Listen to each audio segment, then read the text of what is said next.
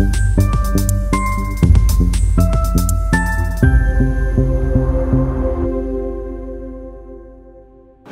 உங்களை யாவரையும் சந்திப்பதில் மிகுந்த மகிழ்ச்சி அடைகிறேன். இந்த நாளிலும் ஆண்டவர் இயேசு நம்மோடு கூட பேசும்படியாக விரும்புகிற காரியம் பிரசங்கி 11:1 அருமையாக கொடுக்கப்பட்டிருக்கிறது.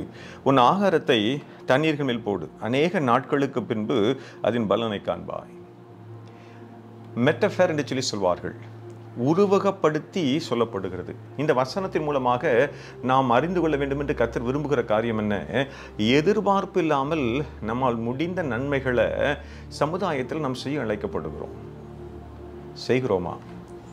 ஒரு துண்டு பிரதி ஒரு குடும்பத்தில் 9 பேர் தங்களை மிஷனரியாக அர்ப்பணிப்பதற்கு அது உதவியாக இருந்ததாம். ஒரு துண்டு பிரதி. அதன் மூலமாக தமிழகத்தில் பெரிய மருத்துவ பணி ஆச்சரியமாக இருக்கிறது அல்லவா? ஜான் ஸ்கட்டர் என்கிற ஒரு மனிதர் தன்னுடைய நண்பரை சந்திக்க சென்றிருக்கிறார். அப்படி சென்ற பொழுது அவருடைய கண்களில் ஒரு துண்டு பிரதி தென்படுகிறது. அந்த துண்டு பிரதியின் தலைப்பு உலகத்தின் மனம் திரும்புதல் என்று சொல்லி அருமையாக கொடுக்கப்பட்டிருக்கிறது. அந்த துண்டு பிரதியை அவர் படித்த மாத்திரத்தில் ஆண்டவர் இயேசுடைய அன்பினால் தொடப்படுகிறார், தன்னை தாழ்த்தி அர்ப்பணிக்கிறார். அது மாத்திரமல்ல, தன்னுடைய 7 மகன்களையும் 2 மகள்களையும் மிஷனரியாக அர்ப்பணிக்கிறார். அந்த குடும்பத்தில் ஏறத்தாழ 43 பேர் ஊழியத்தின் பாதையில் தங்களை அர்ப்பணித்திருக்கிறார்கள் என்கிற ஒரு அருமையான புள்ளி விவரம் கொடுக்கப்படுகிறது. ஒரு துண்டு பிரதி தான். அந்த துண்டு பிரதியின் மூலமாக மிகப்பெரிய எழுப்புதல். அந்த ஜான் ஸ்கட்டர் என்கிறவருடைய பேத்தி தான் ஐடா ஸ்கட்டர். அவர்கள் அருமையாக சிஎம்சியில் ஒரு மருத்துவமனை நிறுவி, மருத்துவம் மாத்திரமல்ல, ஆன்மீகத்திலும் மக்கள் குணமடைய வேண்டும் என்று சொல்லி அதிக பிரயாசம் எடுத்தார்கள். அதன் மூலமாக அநேக நன்மைகளை அநேகர் பெற்றுக்கொண்டதை நாம் யாவரும் அறிந்திருக்கிறோம். எனக்கு அன்பான தேவஜனமே, நீங்களும் நானும் நம்முடைய வாழ்க்கையில் நம்மால் முடிந்த நன்மைகளை மற்றவர்களுக்கு செய்ய நம்ம அழைக்கப்படுகிறோம். தேவன் நமக்கு கொடுத்து சென்றுள்ள கட்டளை என்ன? நீங்கள் உலகமெங்கிலும் போய் சர்வ சிருஷ்டிக்கும் சுவிசேஷத்தை பிரசங்கம் பண்ணுங்கள். அதுவே ஆண்டவர் உங்களுக்கும் எனக்கும் நம் அனைவருக்கும் கொடுத்து சென்றிருக்கிற தெய்வீக கட்டளை. இதை உணர்ந்து நீங்களும் நானும் அர்ப்பணிக்க அழைக்கப்படுகிறோம். நம்மால் முடிந்தவரை அநேக நேரங்களில் நீங்கள் நானும் சொல்லிவிடுகிறோம், இது என்னுடைய பணி அல்ல, சுவிசேஷருடைய பணி, மேய்ப்பனின் பணி, அப்போஸ்தலருடைய பணி, தீர்க்கதரிசிகளுடைய பணி என்று சொல்லி நாம் அமர்ந்து விடுகிறோம். அப்படி அல்ல. நீங்களும் நானும் நம்முடைய வாழ்க்கையில் எதிர்பார்ப்பு இல்லாமல் நன்மைகளை செய்வதற்கு நம்ம அழைக்கப்படுகிறோம். ஏதாவது ஒரு வழியில் இயேசுவின் அன்பை அறியாத மக்களுக்கு நம்ம அறிவிக்க அழைக்கப்படுகிறோம்.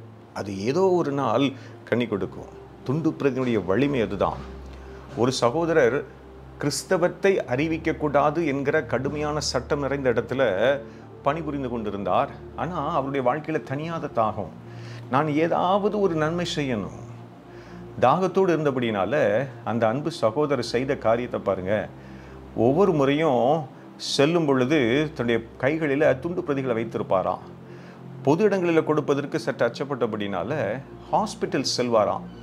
அந்த ஹாஸ்பிட்டல்ஸ்க்கு செல்லும் பொழுது அங்கு டாக்டரை பார்ப்பதற்கோ மருந்து வாங்குவதற்கோ ஏதோ ஒரு காரியத்தை செய்வதற்கு தனிமையாக நிற்கக்கூடிய நபர்களை பார்த்து அவரிடத்தில் போய் இந்த துண்டு பிரதியை கொடுத்து, கர்த்தர் உன்னை நேசிக்கிறார், அவர் உங்களை குணப்படுத்துவார் என்று சொல்லிவிட்டு கடந்து சென்று விடுவாராம்.